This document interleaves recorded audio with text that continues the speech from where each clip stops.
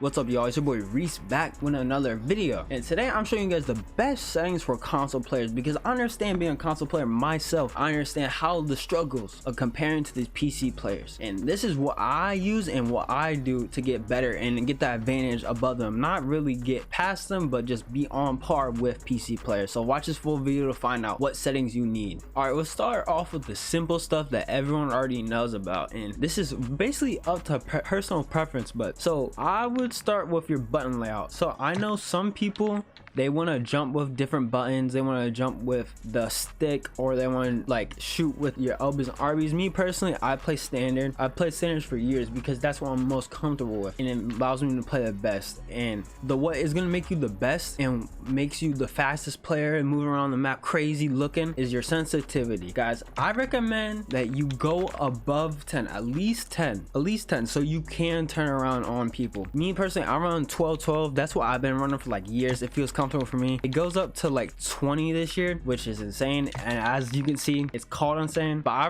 recommend anything above 10, at least, nothing lower than 10. And if it's hard at first, I understand. I've been there once. You just gotta play with it, and then once you get comfortable with it, you're gonna feel so much better. Honestly, you're gonna feel so much better. And honestly, I might even move up. As what I'm feeling right now, I might move a little bit up, but it's gonna take time. I'm gonna slowly progress. Let's talk about brightness. See, on Call of Duty, they say the left box should not be visible. I'm telling you right now, make sure it is visible. So I'm telling you, you won't be able to see certain things. Say someone's hiding in a dark corner, you're not going to be able to see them for like 60 feet away. So I'm saying make sure this is at least on 60, so you can see people in corners and dark areas, because there is some grubs that like to hide in corners. I know you guys experience this, so you know what I'm talking about. And if you guys want to switch your how you shoot with the LBs and the LTs and the RBs or whatever, what do you call it? You go to controllers, and then you change your inputs, and then it's simple right here. It just switches it for you. You just have to click on. But me personally, I can't do it. It's just hard for me. It just feels unnatural, as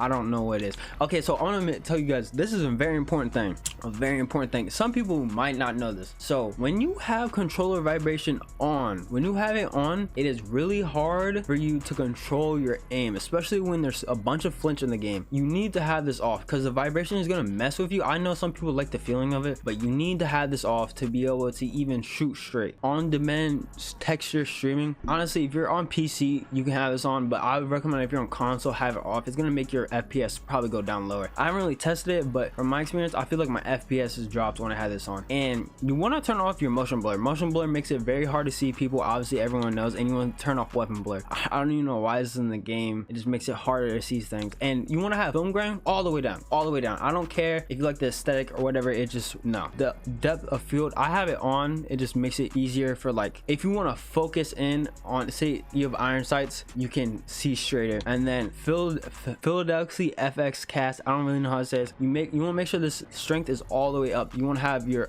sharpness all the way up so you can see everything. And field of view, this is me personally, my personal preference. I know a lot of people agree you should be on 120, but say you're on 60, right? Look on the right, and you can see the box. You can see the number right there. See how much more he sees compared to the 120. He can't see anything at all. He can't see those two pillars, and 120 can see past the two pillars. At least you should be able to see past the two pillars. So I'd say at least go 100. Even if it feels weird to you, feel like you're sick or whatever, maybe turn it down. But I say you need to see at least a little bit past the two pillars, so at least 100. At least I recommend 120 or 110, but that's me. Third person field of view, I haven't really tested it. I just put it to the max because I'm like, whatever, I don't really care about that.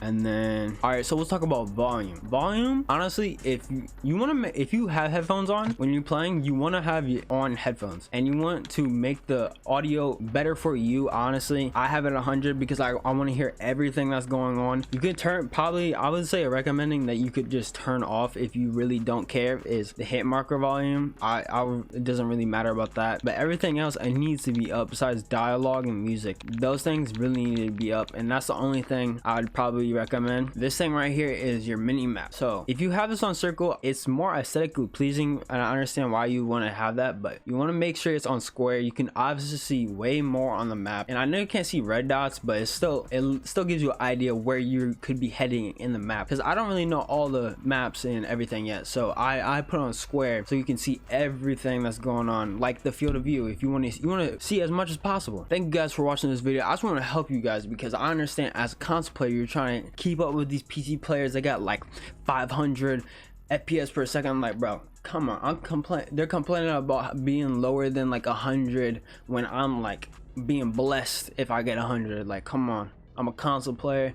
We gotta keep up. So I'm giving you the secret sauce, like I said in the beginning of the video. But make sure you hit that like button, subscribe to the channel, even share that to a friend to make sure they're not getting left behind like you, because you were left behind because you watched this.